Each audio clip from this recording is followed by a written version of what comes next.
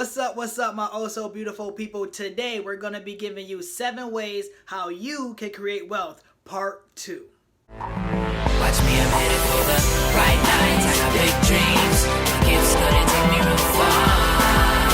I got all I need to make my fantasy a reality. I guess that's why the haters is mad at me. Haters say they won't get me. My gifts gonna take me real far.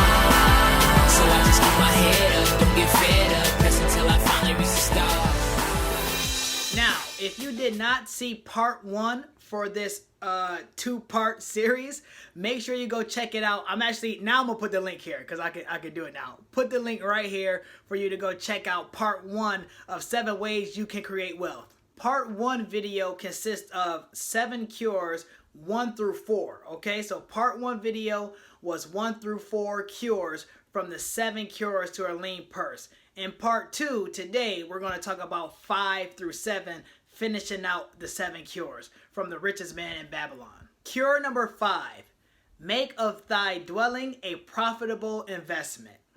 Thus come many blessings to the man who owneth his own house, and greatly will it reduce his cost of living, making available more of his earnings for pleasure and the gratification of his desires.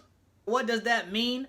Own a home. When you own property, that property investment grows over time. That will be the foundation or the starting block to creating generational wealth. If you can't own a home right now, don't do it. Don't, get into a mortgage and then not be able to pay your mortgage, and it's going to actually hurt you in the long run.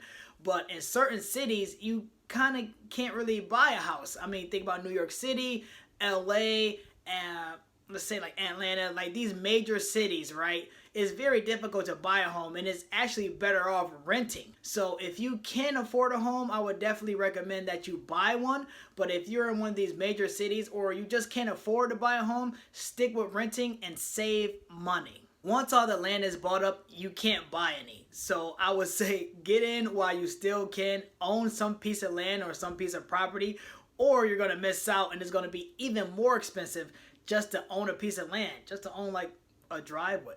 Susie Orman once said, owning a home is a keystone of wealth. Cure number 6, ensure a future income. Provide in advance for the needs of thy growing age and the protection of thy family. So what does that mean? Think long-term investments. Think about investments that are going to grow with you as you grow older. You're going to get old. That's just how our life works. Unless you have a time machine or you can freeze yourself. But when you're making investments, think long term. Think about the company's growth and where they're going instead of where they've been.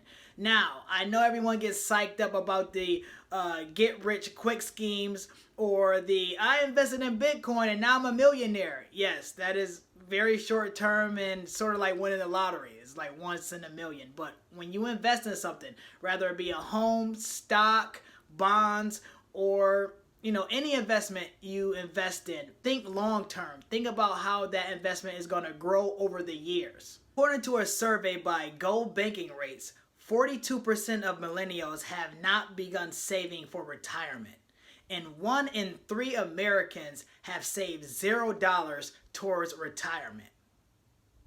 That's crazy. I recently read a quote that said, when you're investing, you're buying a day that you don't have to work. Cure number 7, increase thy ability to earn. Study and become wiser, to become more skillful, to respect thyself. What does that mean? Simply put, the more you learn, the more you earn. A lot of people decide to go back to school, take online classes, or simply read more or educate themselves more to become experts in their field. The more knowledge you have in your field, the more someone will hire you or pay you for that expertise. Warren Buffett once said, you will never go broke from investing in yourself. And there you have it, my beautiful people, the 7 cures for a lean purse from the book The Richest Man in Babylon by George Clason. Now that you have these 7 cures, apply them. We tend to read, study, or participate in these activities, and we don't apply them to our everyday life. So I ask you, after this video, after reading the book, please go pick up the book. that you apply these principles to your everyday life. That way you could become richer, wiser, and create generational wealth. Watch me, I'm headed for the right line.